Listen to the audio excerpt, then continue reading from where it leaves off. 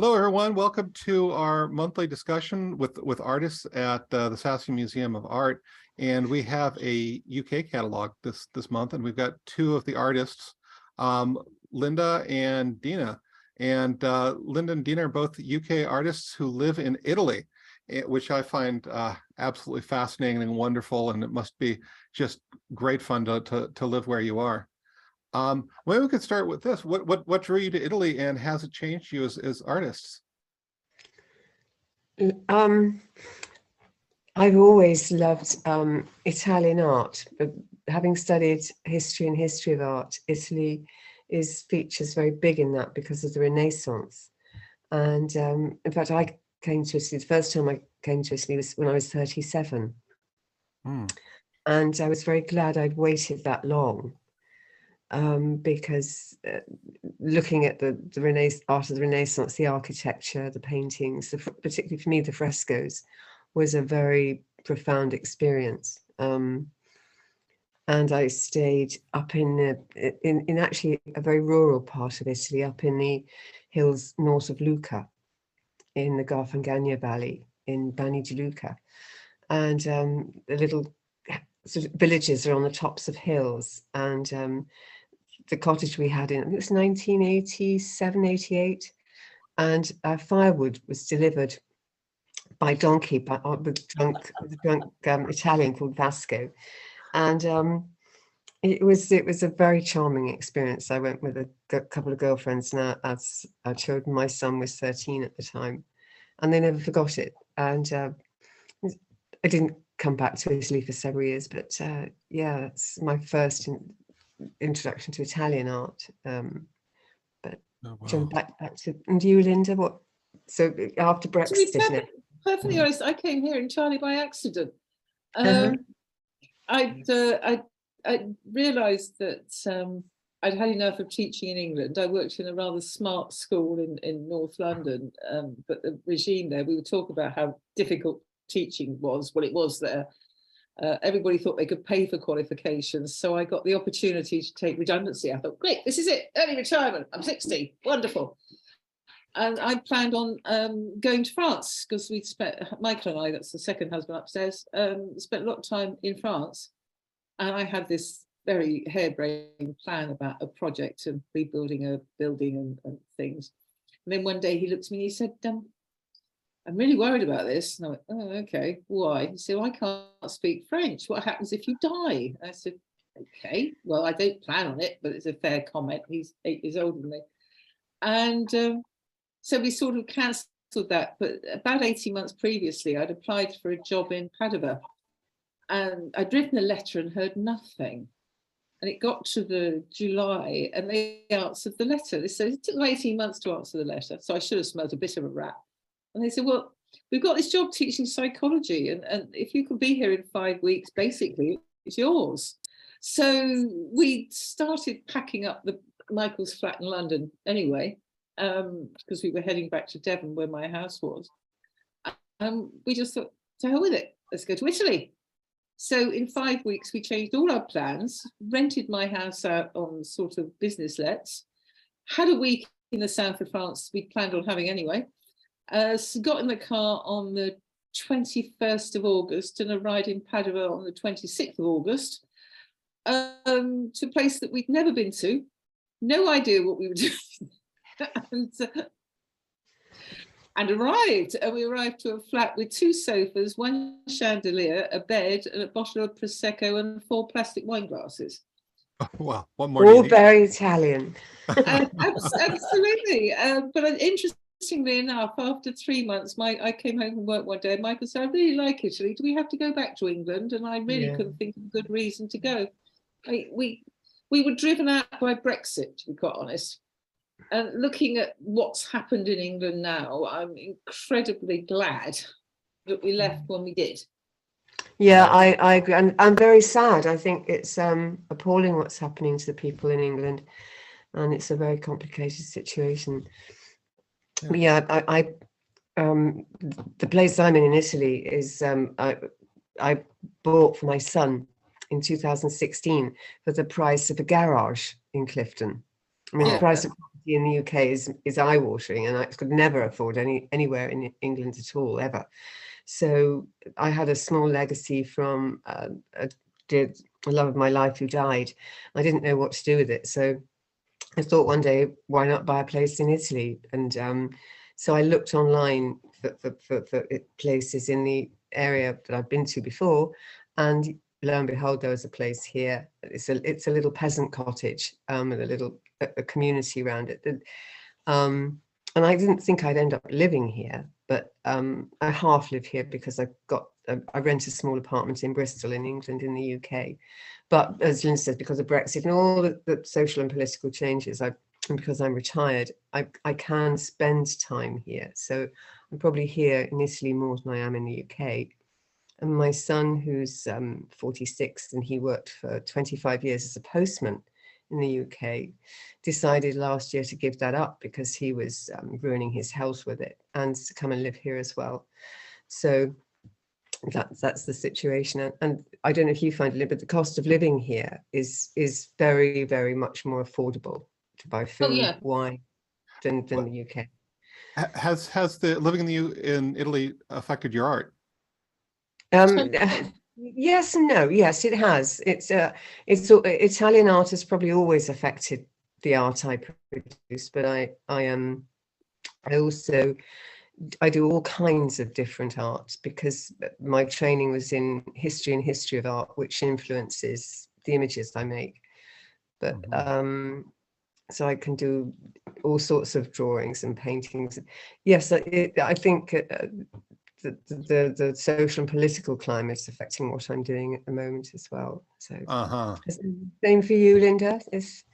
Well, I must admit, speaking as somebody who's completely self-taught, coming to Italy for me, it sounds awful cliche, but it's the light and the colour and the structures. And I've always been a bit of a closet architect, so of course having all these wonderful buildings that are everywhere, and like the project I spent the summer working at the Palladian Villa, about 20 minutes from here. Everywhere's a Palladian Villa here, and you can't move for castles, so you're a bit spoilt for choice, really. It's been incredibly liberating. But I think actually working in this garden for the summer, it was so many shapes and forms and lights and the sense of history, and you just carry on doing it. It's like a drug, actually. My drawings and paintings are better now than they've ever been, and it's happened in the last 12 months as much as anything.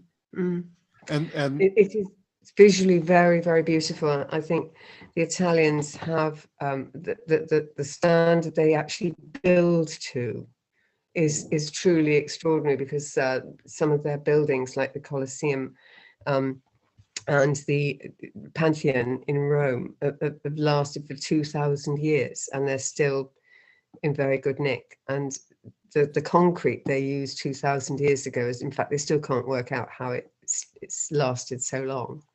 And I've always admired that about Italy. And I think your drawings are superb, and I think they do capture the solidity of the buildings, and also the dreamlike, quality, and the relationship between trees and buildings is particularly harmonious in Italy, and you see a little bit of that in Clifton, where I live in Bristol. Yes, I know Clifton. I know Clifton quite well, and it's something where it's the greenery and the trees and the scale of things. I mean, the plain of Padua is this huge, vast expanse that would have been water meadows at one time, and the water would have come in off the lagoon, but it's been drained. But then you get to the edge of the hills where I am, and the trees here a lot of them are really ancient. And in the garden from the villa that I was working in, it's got one of the oldest trees in Italy in the garden. So the tree itself actually predates the fort that was on the site before the villa was built. Wow. So it's this thing that's sort of like this. Well, tree hugging is a bit of an issue here. And you can certainly see the influence of your architecture background in this. I mean, as I said, I'm not a trained architect, but I was married to one. So I think I've always been a bit besotted by buildings. Yeah, yeah. That's great. Well, maybe take a look a little bit at Deenaugh's work here. And your work is affected by politics. It's affected by your spirituality. Do those two come together in your work? I guess they do. My work used to be based very much on thinking about things and maybe having an idea of exactly what I wanted to paint or draw, and then doing that, working towards that. Now it's more, I have an idea of something and it's more intuitive and experimental. And I've been drawing more for the last 2 or 3 years because I think drawing is very quick. It's very immediate. Melinda must find that with drawing buildings.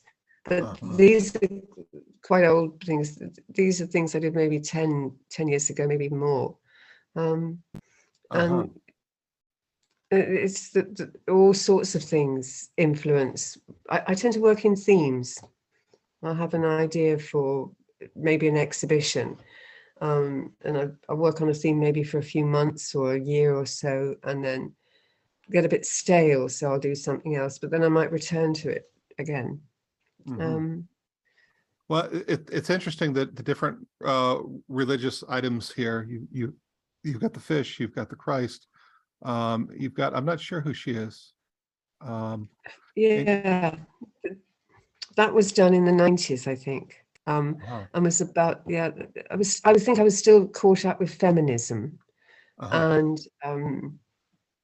the sort of the history of that a bit, and all the iconography of the Christ aspect of the fish, which is symbols of Christianity, the circle, symbol of the self. Yeah, I guess symbols come into things quite a lot. And the one on the right, my side, that was more recent. And that plant-like form comes from Blosfeld. I think he was a photographer. He photographed plants mostly and had them just in black and white. And I saw his work in an exhibition in Bristol, maybe about 8-9 years ago. And they're quite small photographs, but they were very impressive by almost the simplicity of them. And he's obviously quite well known for just doing that. And I bought a catalogue, and I've done a lot of drawings incorporating his plant forms. And then the skull comes from Vesalius, the anatomist, the Italian anatomist who dissected the human body. And that fascinates me, medicine and the body.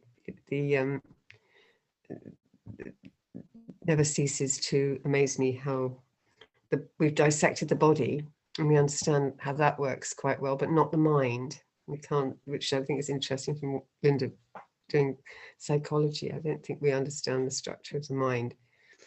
But I do think we do. We tend to think of it as a solid entity, whereas in actual fact it's a process. You know, it's what the brain does. And going back to what you were saying about drawing, the reason I like drawing is in actual fact it allows you to interpret what you're looking at, because every time you put a line on a piece of paper, you're making a neural connection. So you can actually understand how buildings work. By going through the process of looking at what connects with what and the structure. And I must admit, my work is much more artisan than Deenaugh's. I think it's structures and forms, and I do rather have a soft spot for patina and the way the colour changes, the plaster peels off the wall, and things. But the reason why is interesting. You've got a very good sense of composition, and I think your work. I mean, I'm very interested in what appeals to a broad cross section of people and what the art world is interested in. The art critics, the elitist end of the art market. I often look at what goes on there, and I kind of know, obviously, many of us do what goes on, but I'm actually more interested in what the ordinary person likes, and I think that that's very overlooked in society. And as Linda would know, the art gallery world is very elitist, and the ordinary person doesn't actually go into art galleries very often. I think that's a great shame, because it's being creative and creating images is something that should be open to all of us. The thing that's nice with what I do is it so many people can relate to it. They're very attached by the forms and the colours, and it's and that's why I write little stories to go with the pictures as well, because it just gives a sense of place to what they are and where they come from. I'm afraid I tend to see myself as an artist with a small a as opposed to a capital A. Huh. I kind of like that, because the cult of the celebrity of the artist is a relatively new phenomenon, and I'm not sure it does art any good at all, actually. I mean, if I suddenly became famous with a big name and loads of money, I think I'd get very slightly big-headed, slightly full of myself. I think end up thinking, well, anything I do is going to be worth a load of money, rather than actually really thinking about what I'm actually doing and why. And I can only talk about the UK, John, when it comes to the art gallery system, because that's mainly the place I know, and Europe in general. But it's pretty similar in Italy, to be quite honest. It's if you're a name, then you're welcomed, but actually getting through the door and becoming a name is incredibly difficult.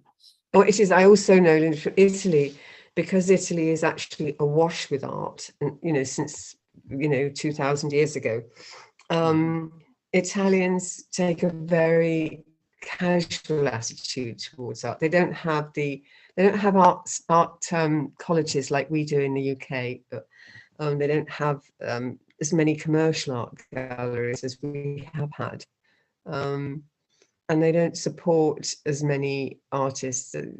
Having said that, I find the Italians say in where I am, and probably lots of other areas, they know what they're looking at, and they understand more when they're looking at art than say average people in the UK who,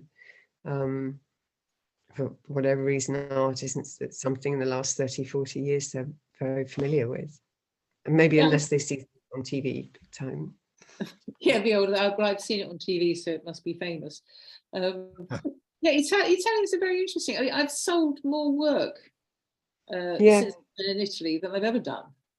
They'd like your work very much. They'd like what you do, and because people look at it and they can see you're showing them what you see of their place. Yeah. And they also, I don't know, they have a sense of national identity.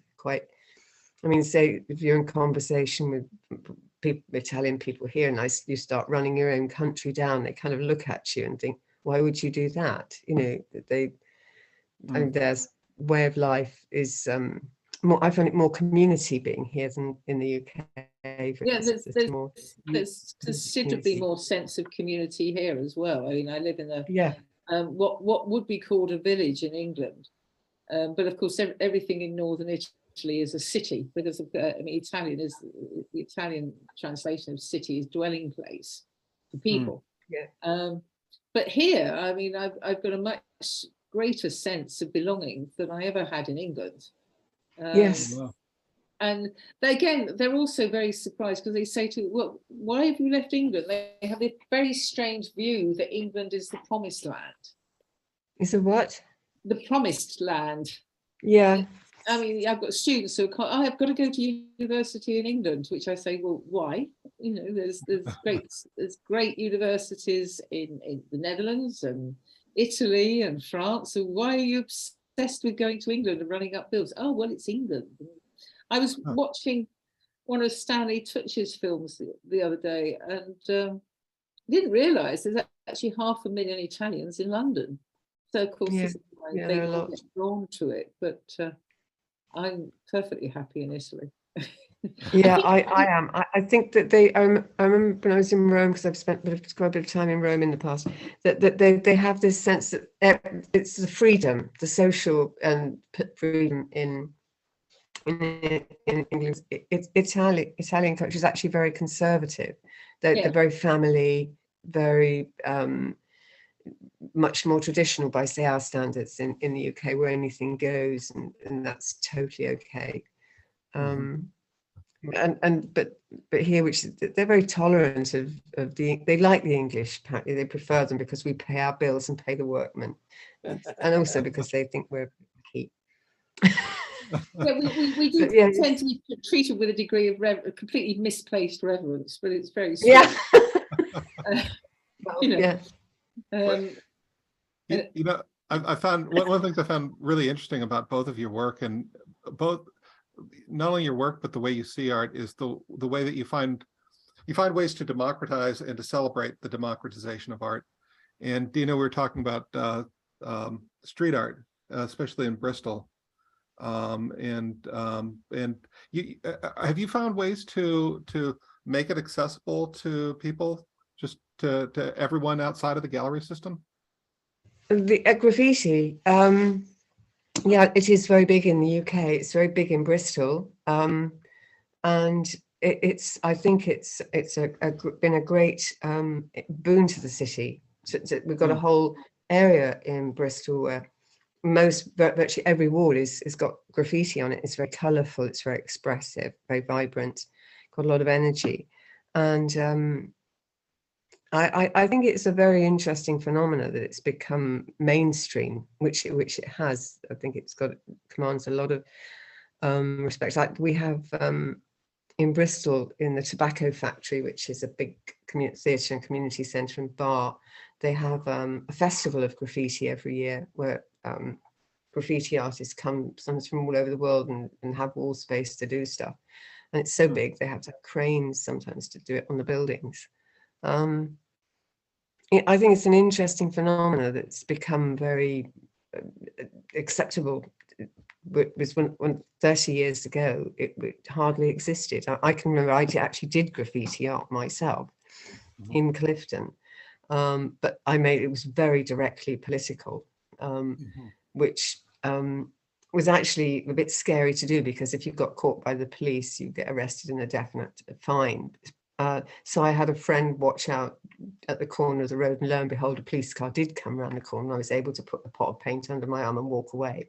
And it was painted over 2 days later because it made direct, name reference to a particular politician, clearly in a very, very critical light.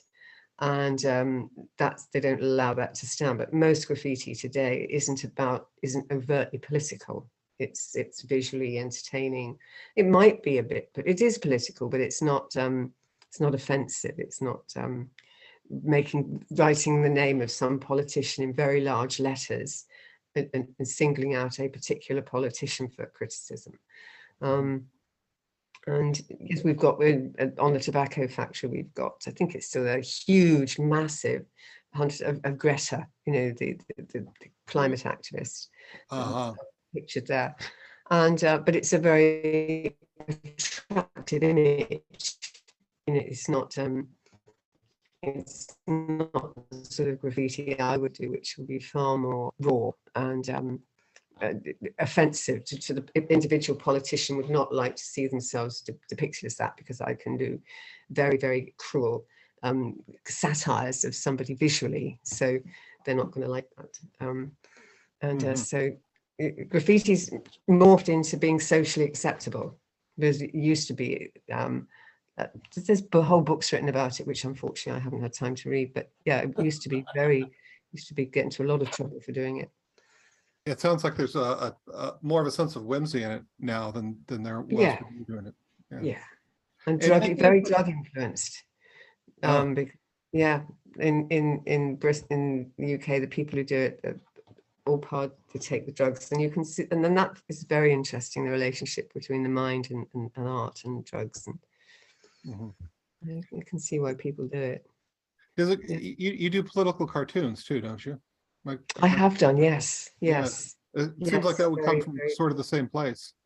Yeah, I did in the I think it was in the late 80s. I was editing doing a page for a local newspaper on the local art stuff, and occasionally I do very, very unpleasant drawings of some of the councillors of the city, and but I did it anonymously, so I didn't know I did it. But at least I didn't just put it on the front cover of the magazine. It was quite amusing doing that. But I haven't looked at political satire for a long time, so I don't know if anybody's doing any of it. But I think it's well needed, I would say, given in the UK. I mean, I don't know about Italian politics, so I don't feel I know enough to pass any comment. But I watch what goes on in the UK, and I don't like what I see.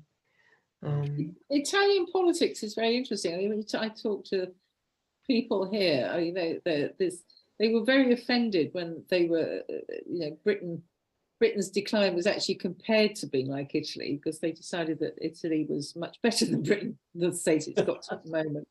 But what you have, whether you have the regional politics in, excuse me, I guess. That's right. Yeah. Excuse me. Sorry. Let's hear it. Yeah. Thank you very much. No, regional politics in Italy is incredibly effective. I'm not sure where Deenaugh is, but certainly Veneto is almost self-sustaining. Yes, that's the major difference between Italy and the UK. The regions actually govern. They actually have power and effectiveness. I'm in Tuscany, southern Tuscany, not higher Tuscany, but yeah, the community, the local thing here is central government doesn't have as much influence as it does in the UK. No, not at all. So I mean, the fact that we in Italy they change governments once a year is, I mean, it is relevant, but it seems to be much more irrelevant. It's the state of what happens in the regions. It's the fact that Veneto would actually really quite like to be independent, and just and it could do it. It's got the president is quite remarkable. Certainly, the mayor of Padova is actually moving Padova so rapidly into the direction of being carbon neutral and refurbishing buildings. And Padova is a World Heritage Site as well, and making people proud of what it is, and the fact that it was the centre for the first medical university. That's right. And medicine in Veneto is phenomenal. I know it's different in all the different areas, but this idea of effective regional government really does work. And that, of course, is what doesn't exist in Britain, which is why you get places like Cornwall feeling so isolated, which is where I was before I came here. Oh, Cornwall. Well, I spent 35 years in Cornwall, and then I bought a house in Devon, but then ended up working in London. But you can see the sense of isolation with people in Cornwall. That's why they all voted for Brexit, because they thought they were actually voting to get things changed in London. And then the morning after the vote, they realised that actually what they'd done is shot themselves in the foot and deprived themselves of grants from Europe. So it's a lack of political education in England that's really disappointing. Well, yeah.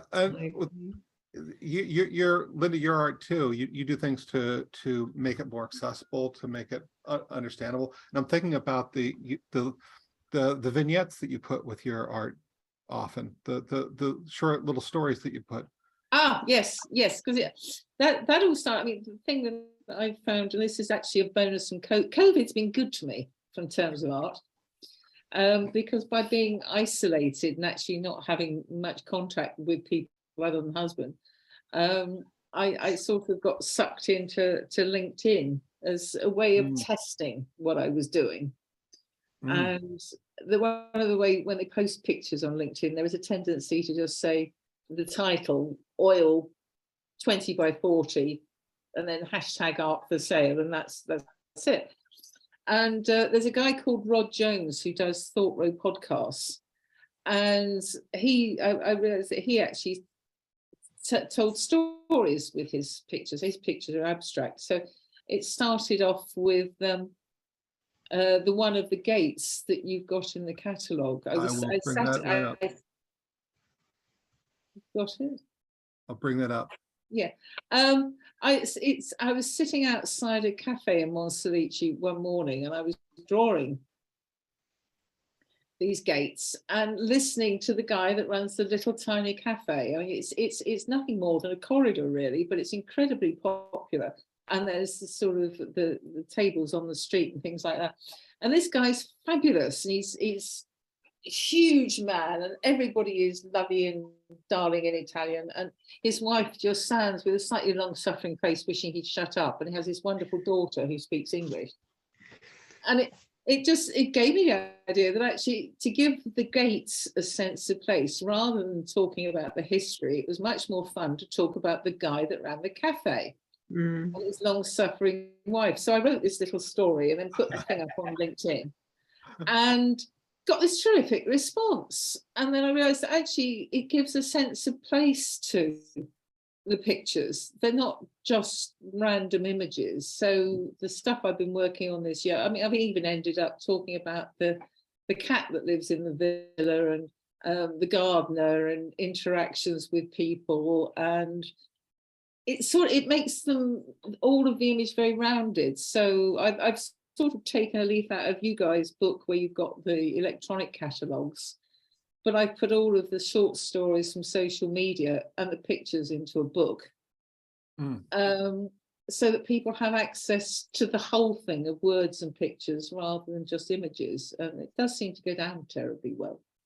So I'm struck by the contrast between the work of the two of you, where you're obviously both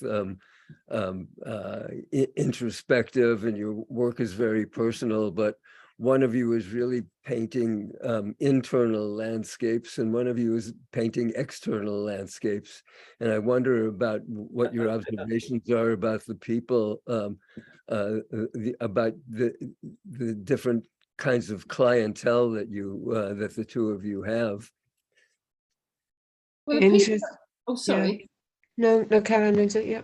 The thing I find about people is they're actually genuinely interested in how you make marks on a piece of paper, because there's this illusion that art is an exclusive pastime. It's not. It's the product of practice. I mean, How many times have you had people say to you, "Oh, I can't even draw a straight line," and they talk about artists as if there's something very special and as if you're born with it, rather than appreciating how much brush time it takes to actually get to the point where you are. Yeah, I don't think people understand the fact. I mean, I've been painting since I was 7, and I'm 64 now. And painting and drawing, and the more you do it, the more you learn to see. And then once you can make these neural connections, in actual fact, it appears to be easy, but it's very much a way of, you've got to educate the mind. It's like painting portraits. If you watch somebody painting a portrait, they don't keep bobbing backwards and forwards between the subject and the canvas. They'll focus on the canvas and then just look for clarification at the sitter. I had a teacher once who used the term brush mileage. He was always saying that you will see the difference between artists in terms of how much brush mileage they've put in. Very good point. I mean, I have drawn and drawn and drawn and drawn for so long. I mean, I tend to refer to mine as drawings, obviously they're watercolors and they're oils as well, but the lines are the structure that everything else is hung from. But it's very much, if you can, apparently it's the pineal gland. Now, the thing that artists have is a very pronounced pineal gland that allows them to hold images in their head. So the mind can remember what it's looked at. Do you remember I was talking to you the other day, John? I said about I drive to work and I look at the castles and the hills and I construct things in my head on the way to, because I have quite a long drive. It is this ability to construct things in your head, but that's something that only comes from practice. Well, you've also got extraordinary manual dexterity. I'm quite a bit older than you are, and what the quality of drawings that I'm able to do has deteriorated with the shakiness of my hands and some of the neurological problems I've had. So I very much admire your skill. Thank And, you. It's very kind of you. Wish I had more of that, but that's past for me now, and I'm painting more expressionistically. Yeah. Well, as you were saying too, Deenaugh seems to be painting interior landscapes. And, Yes. Yes, yeah. it's very interesting what Linda was saying about practice. That is so true. That the more you do it, literally, the relationship, you're holding a pen or a paintbrush or a pencil, the eye-hand brain coordination is, if you do it often enough, you do get more confident, more fluent at it. And the other thing I noticed, I don't, but with adults, that the painting and drawing process, doing it does enhance the decision-making process. Because if you think about it, every time you draw or paint or something, you're having to make decisions. What size you're going to do it in, what medium, whether it's paint or pen and ink or whatever, and where you're going to start, what colors you're going to use. It's very much and all those decision things make you, I think, more build up a sense of confidence in the decision-making process. And the other thing is, yeah, we I have observed about that. 13. Oh, I'm sorry. Go ahead. Yeah, no, ask away, John. Yeah.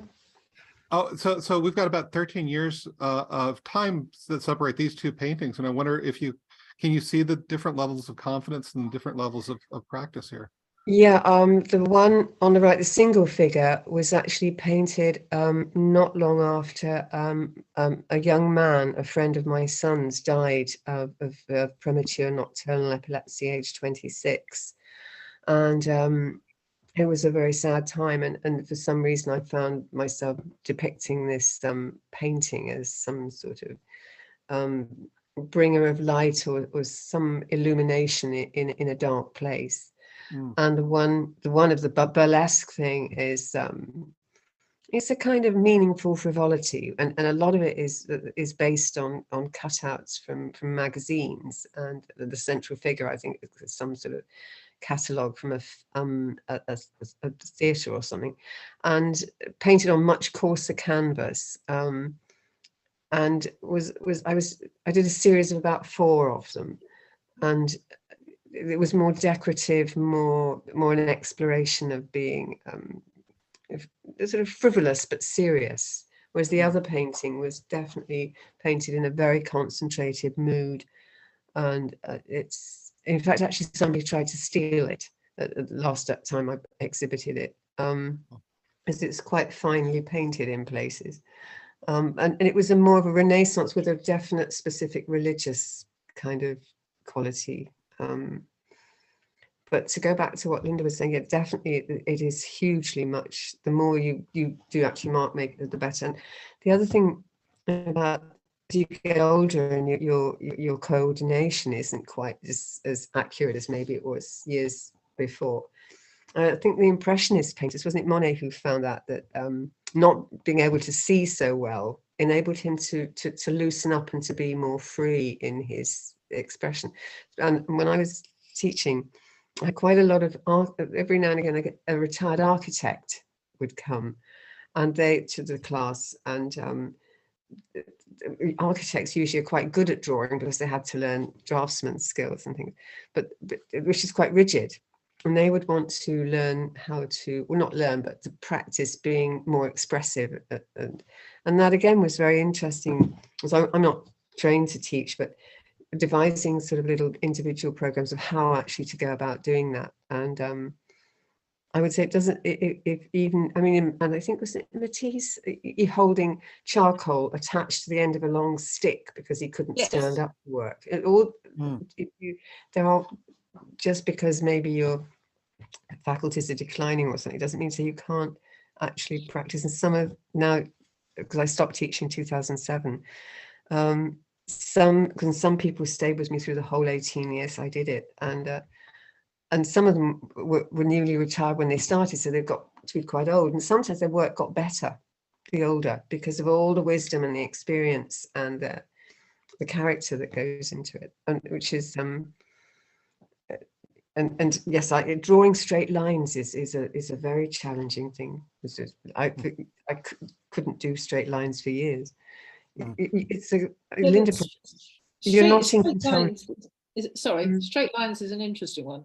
Yeah, I'm torn between cross hatching and straight lines and curved lines, but it's it's a very the psychology of the processes of creating are interesting, and I like the mood you create, and there's something you see the world and you want to communicate what you see, and I think and I think that's a very whole good thing to want to do. And years ago, I began to develop a tremor in my right hand, and I'm right-handed, and I thought I was going to have to stop painting. And I spoke to someone about it, an older person who was kind of a mentor, and I said, you know, I guess I'm going to have to quit the gallery and quit painting, and because of this. And her response was, well, then paint with your left hand. Yeah. Yes, yes, absolutely, and it's very interesting doing that. You get a very different marking, and it's very good for the brain. There's a book that I haven't finished reading by Ian McGilchrist on the master in his emissary, and it's quite demanding to read, but it's very worth it. It's about the left and the right hand side of the brain, and how they're not what we think they were from all the books that were written in the 80s and 90s about that issue. But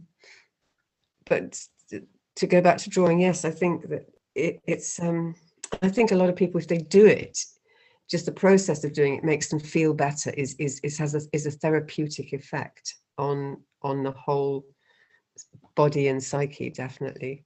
And I got friends who went to art school years ago and who tear their hair out because they never do art, they never make anything because they're so, you know, not sort of tied up in themselves, they're lacking in confidence in some ways. So just it's a lot of different levels it all operates on. And I used to love having a class of, say, 20 people all at different levels and ages and working together as the first thing I'd say is I'm here to teach you not to need me, you know, that if I didn't turn up, you'll come in and just get on and do what you're doing and help each other and encourage each other, and just but I do different work programs. Do you have advice for people lacking in confidence? Yes, hugely. I mean, I used to have somebody would come. I wanted to do, and they'd be shaking, you know, literally trembling. Their hand was nerves. And sometimes I say, I'd ask permission. Would it help if I held your hand and just made some marks? And not everybody might not like that. But sometimes that helped. Yeah. And over time, as Linda said, you know, doing it. And I often found that people who worked hard at it did better than people who were innately maybe very talented, very gifted, but made them a bit lazy. They didn't have to try so hard, and they didn't. And the ones who, you know, came every week and did something, and then maybe did something at home as well, and took it quite seriously, went from being very nervous over a period of a few years to being actually, it was semi-professional. It can be done. And that was I always got a great buzz out of seeing that, people doing things they never thought they could do. It's the whole thing of practice. And I think as well, it's that if you allow yourself to be enveloped with drawing, it's mindfulness. I mean, I find that I drift when I'm drawing. And the squiggly bits that people like, the little tiny lines and squiggles, in actual fact, I float off when I'm doing it and think about all sorts of other things, and then look down and realize I filled a piece of paper. But it's something that gives you a focus. Yeah. So I think it's one of the reasons I get quite sad when people say, "Oh, but I couldn't possibly do that." You think, well, you're cutting yourself out of a whole life, a whole section of being human. It by is. saying It is. you couldn't possibly Yeah. do it. It's Yeah. a facet of being human, and it's incredibly important that everybody is encouraged to do it. I mean, some of the most remarkable paintings through history have been the cave paintings. You know, these are guys that the weather was rubbish, it was really cold, they were staying by the fire and counting how many bison and buffalo they got with a stick, and making these remarkable images on the side of the wall just out of ochre that they picked up out of the ground. And it's a very human thing, and I think sometimes there's too much awe associated with art. Yes, I think so. We forget Absolutely. what it should be and how accessible it should be, which is actually one of the nice things about the Italians, because they are curious, and if you're sitting in the street drawing, they will come and watch, and they ask you, and then they watch how you draw a line, Yeah. and they want to have a go, and how you draw a circle. And certainly with kids, they're always fascinated when you show them how to draw upside down. Yes. Yeah. Yeah. But it's just making it accessible, and that's really what matters more than anything else. I think so. I think the great outpouring of people doing a lot of art is a very interesting phenomena in itself. And I think it's an unconscious response to the extraordinary elitism of the very upper end of the art world. You know, when you look at Sotheby's and all that hype and Banksy and those kinds of art people that are almost worshipped and written about in these very reverential terms. And I think, well, will they actually stand the test of time? You know, will people be going to look at their work in 200 years' time? And it is a wonderful means of self-expression. And yeah, people have. I mean, I used to in the class basically people said they didn't do good enough, and I used to ban that expression. You know, Yes. Just to have a joke. Yeah. And not take it too seriously, and not to be afraid of making mistakes. Everybody thinks that because when you make a mark, it's part of you, and is something that could be judged and criticized. And but unfortunately a lot of adult art education has been hugely cut back on, so people don't have access to that anymore. It's certainly not in the UK. In France they did, actually, because I spent a bit of time in France. But I think it's probably why the urban sketchers movement is nice. I don't know about that. Oh, urban sketching, a friend of mine who's an architect, I do hang out with architects, introduced this to me. And the idea is you go out with a little notepad, and if you're traveling, you can actually arrange to meet other people that live in the area you're in. And you sit in the corner, have a cup of coffee, and you just draw what you see. And then and you look at it. And in actual fact, a lot of my architectural drawings started off with going out with Andy. And he said, well, look, let's just do that. And one of the great things was I say, well, I've got that window in the wrong place. It doesn't matter. The only person who's looking at it is you. Yeah. Anyone else will see the drawing. They won't go back and compare it with the building, because the likelihood of them ever seeing the building is very, very minimal. So just respond to what you're looking at. But this whole thing of sitting in a cafe with a notepad and a pen, I mean, some of the stuff he does is quite remarkable just with a ballpoint pen, because of course if you're drawing with a pen, you've got to deal with the mistake, because you can't take it away. I think sometimes pencils corrupt how we do things.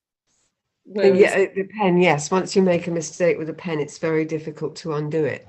So you have to run with the mistake, and sometimes the best of drawings, in actual fact, certainly the lessons I've learned have been from the mistakes rather than the effective things. It's like some years ago I realized how to draw going back to straight lines. In actual fact, the mistake of drawing a straight line is to try and draw it continuously. If you draw a straight line and you leave gaps in it, it actually visually looks more like a straight line with little pauses. And you end up with much more of a straight line than what you were doing. it's the impression. It's like that's why people love the impressionist paintings so much, because I think when you stand, you're way back from them, all the bits fit together. When you go close up, sometimes there's big gaps in things, and the eye filling in those gaps is what gives the brain, I think, a kind of buzz as well. But the brain likes puzzles, and it's one of the things that if you look at hugely detailed work, it's actually quite irritating, because the visual system is so appalling. I mean, we have a system that looks at the world by splitting the image and inverting it. So it's the brain that has to sort out what we're seeing and allowing us to have to live. So therefore it can respond to impressionist work or abstract work or anything of that nature in a far more functional way, because it gives it something to play with. Yeah. If you're there looking at something where all the lines are meticulously drawn around the edges and people have painted to the line. It's a very learned way of drawing. Yes. I can remember when I was teaching at the college, sometimes for a term, I'd be asked if we could have some Chinese students or Japanese. And that was quite an experience. They get a group of maybe up to 10 young people would come in, and they did bow to the teacher. And that was never, that's like, and I realized they liked everything to be very structured. So they'd set up a still life, maybe a bowl of fruit or something quite nice. And they'd sit around, and it was watching them work, very, very meticulous, very well observed, and almost no individuality, very, very similar kind of linear delineation of all the shapes and, you know, the negative shapes. And they had a very sophisticated understanding of all that. And I remember, because I ad-libbed what I said, I'd say, well, you know, painting and it's all about learning to think for yourself. And a look of horror would come on their faces. And in the end, they got the joke. But it's very different cultures work in different ways. And then at the end of the class, they'd all put everything away very neatly and tidily. And yeah, that was quite, and still life I set up for, say, the other sort of group and things would everybody do something completely different, and but they compose it completely differently, different sort of marks and colors and tones, and composition was one of the things you can't actually teach. I mean, not that I did. You can learn all sorts of techniques about textures, color relationships, perspective, tones, but actually watching people, you know, you put a still life up, you know, you've got 10, 15 people doing it. Everybody places it very slightly differently on the paper or the canvas. And that's what I could recognize as a very individual, sort of one area. Yeah. Well, that's thank you. This has been a fantastic conversation. We've gone all over over so many different subjects and so broadly. It's just wonderful. Thank you for letting us do this, and I encourage everybody to look at the catalog. And we flashed through their work, but their work bears looking at with focused intensity, and to go to their websites as well. I must meet you, Linda. Yes. I mean, we've talked. Yeah, thank you, John, for sort of, because I haven't met Linda. We've spoken on the phone and emailed. I haven't. So. One of the joys of social media. So there you go. Yeah. It is, isn't it? I mean, we wouldn't be communicating unless. I think there's a lot. It has a lot of advantages. Yeah. Yeah. Gina, I think you were going to say something.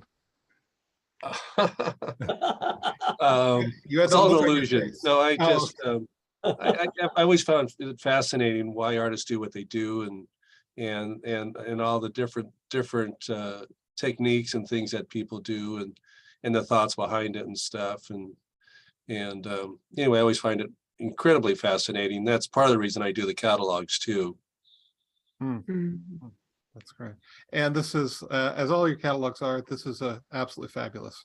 So I encourage everybody to go and take a look at that. Well, I guess we'll see everybody next month. Gene, do we have a theme for next month yet? It's in the works. It's been sort of going different directions and hasn't settled yet. So Okay. But it should be quite interesting and exploring several different things. So it should be pretty good. Excellent. Well, thank you all for coming. Thank you. Thank you. I enjoyed meeting you, Yeah, artists. good.